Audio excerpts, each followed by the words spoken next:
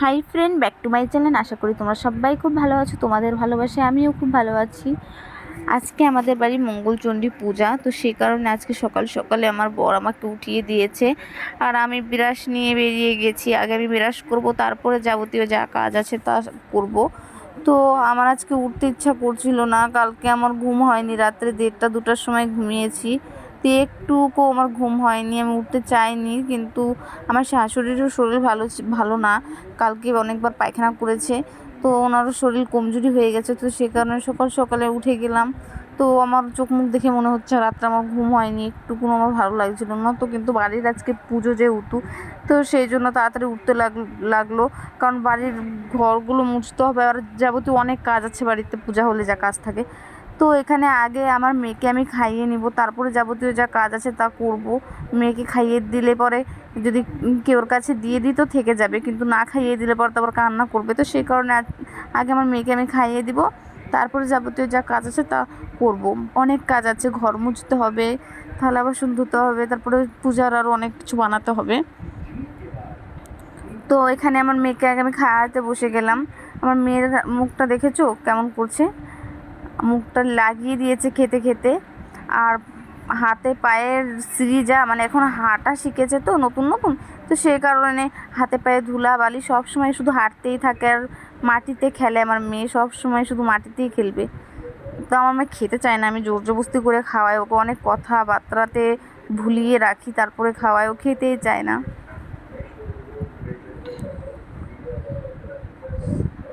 তো আগে আমি স্নান করে নিব, তারপরে যাবতীয় পুজোর যা কাজ আছে তা কাজ করব। তো আগে আমি স্নান করতে চলে যাই।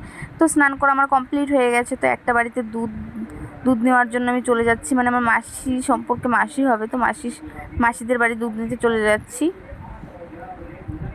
তো মাসি ওখানে একটা কাজ করছিল, তো আমি মাসিকে বললাম, মাসি আমাকে দুধ দাও।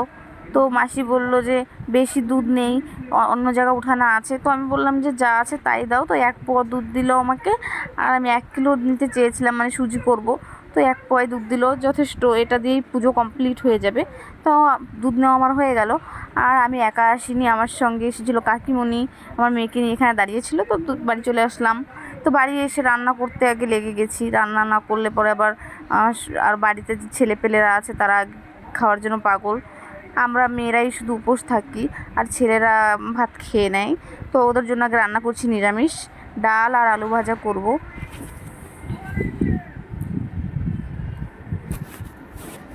তো আমি ডাল ঘুটনিটা নিয়ে আসতে গেছি। ডালটা ফুটে এসেছে, তো ডালটাকে ঘুটতে হবে, তো সে কারণে ডাল ঘুটনিটা আমি নিয়ে আসলাম। ডাল ঘুটনিটাকে ধুয়ে নিব ভালো করে। তো দেখতেই তো পাচ্ছ আমি কেউর সঙ্গে হয়তো গল্প করছি। তো কাকিমণি সামনে বসেছিল, তো কাকিমণির সঙ্গে গল্প করছিলাম আর কাজ করছিলাম। তো ডালটা হয়ে এসেছে।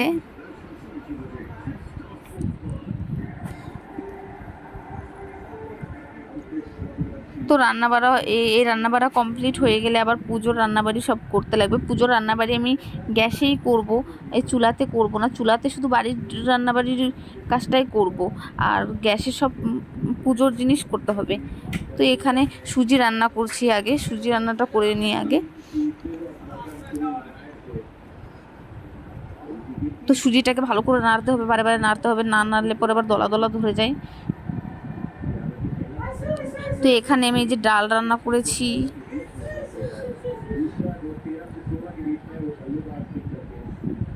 আর এই বাটিটাতে আছে আলু ভাজি।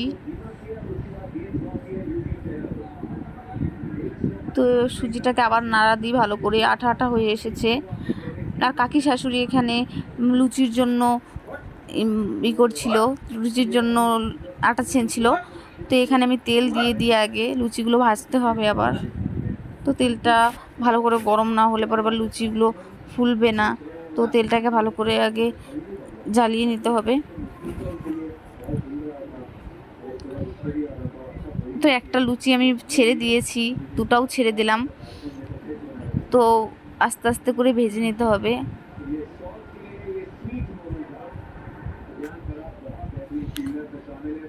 লুচিগুলো ফুলছে না, কাকিমণি ছেনেছে।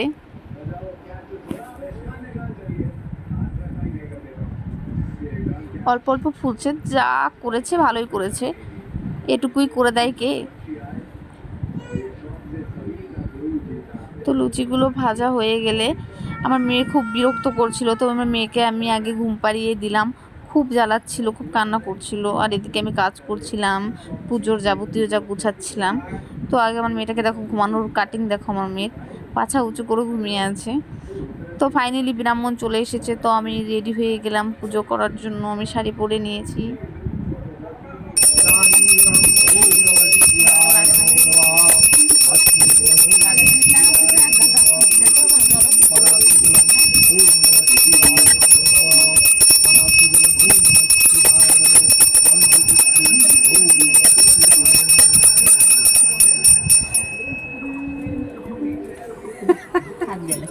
विष्णु विष्णुवाद्य भरदाजपुत्र सिंहनाथ चंद्र देव श्रवण सचंद्र गंध पुष्प रजत सिंहासन वैशाख मासे शुक्लपक्षे पुष्टमांति सपरिवारे लिंग दांग सं धनित्यं मंगलचंडी पूजा संकल्प श्रीमहंकृष्ण। তো ফাইনালি পুজো দিয়ে আমার কমপ্লিট হয়ে গেছে। তো পুজো দেওয়া কমপ্লিট হয়ে গেছে। তো কাকা শ্বশুর বাড়ি প্রসাদ খেতে যাচ্ছি, মানে আমাদের বাড়িও মঙ্গলচণ্ডী পূজা আর কাকা শ্বশুর বাড়িও মঙ্গলচণ্ডী পূজা। তো কাকিদের সঙ্গে যাচ্ছি প্রসাদ খেতে।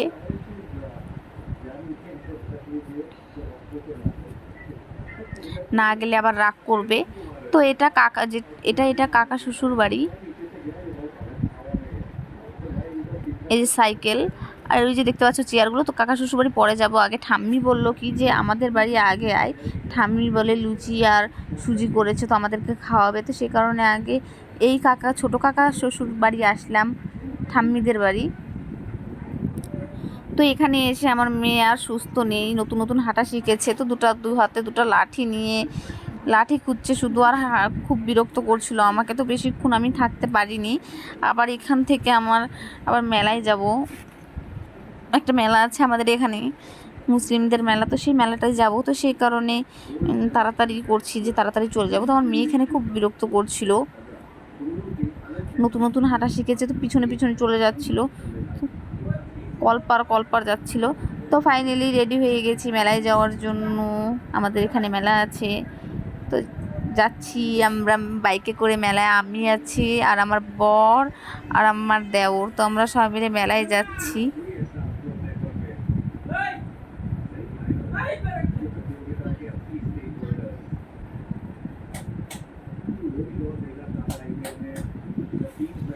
তো মেলায় চলে এসেছি। মেলায় প্রচুর ভিড় ছিল, ঢোকার জায়গায় ছিল না। তো এখানটায় আমি আর আমার বর হাঁটতে হাঁটতে যাচ্ছি।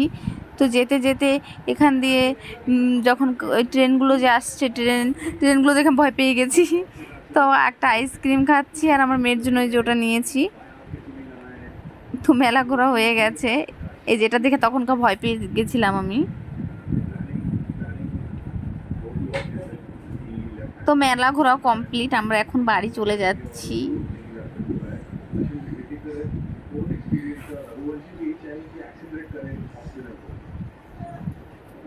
এই আমার দেওর মোবাইলটা ধরেছিল। তো বাড়িতে এসে দেখি কীর্তনের লোকগুলো এসে গেছে বাড়িতে, মানে আজকে মঙ্গলচণ্ডী পূজা হয়েছে, তো সেই কারণে সব কীর্তনের লোকগুলো এসেছে, প্রসাদ দিল আমার শাশুড়ি মা সবাইকে।